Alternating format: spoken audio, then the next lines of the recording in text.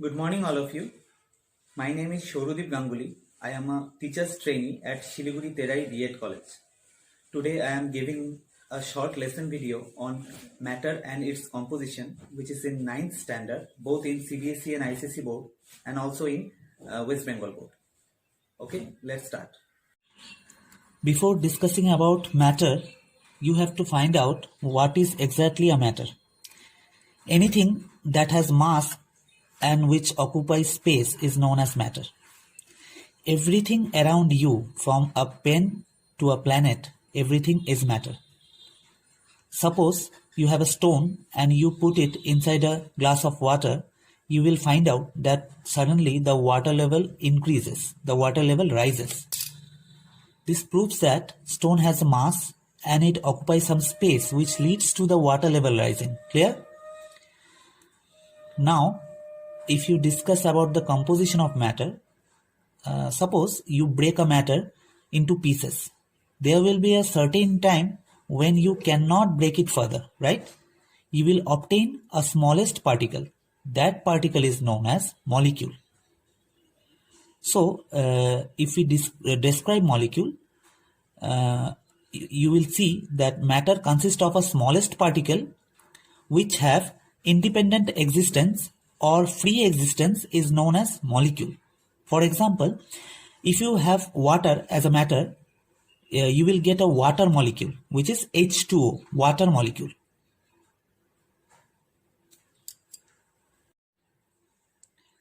Now, molecule is consisted with some other smallest particles which do not have any independent existence, are called atoms.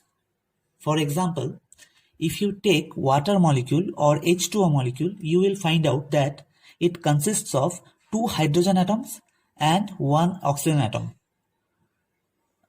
If you take carbon dioxide molecule, you will find out that the carbon dioxide molecule have 1 carbon atom and 2 oxygen atoms, right? Now, if we discuss about the types of matters, you will find out that matter is of 3 types. In general, 3 types. One is solid, other is liquid, and the last is gas, right? Gases. Now, for solid, the examples are stones, metals, woods, plastics, etc. Anything that is hard is known as solid, right? For liquid, you have the example of water, oil, etc. For gases, you have the examples of carbon dioxide gas, oxygen gas. We know oxygen gas, right? It is essential for our life. Now, if we discuss about the structures, molecular structures, if you discuss about the molecular structures of solid, liquid and gases, we have these 3 structures, right? We have these three structures. First of all, if you take the molecular structure of solid, you will see that the particles, that the molecules, in chemistry or physics, we take the molecules or atoms as spherical shaped structures. Spherical shaped structures. These molecules or atoms cannot be seen with naked eyes, right? If we study molecular structure of solids, you will find out that the molecules are closely or tightly packed with each other. There is a little space or least space in solids. Look, this is written, the smallest space. In solids, there are smallest space or least space available. This is due to the higher intermolecular force of attraction. If you want to know what is intermolecular force of attraction, then you will see that the molecular force which hold the molecules with each other tightly packed, the force is known as intermolecular force of attraction, right?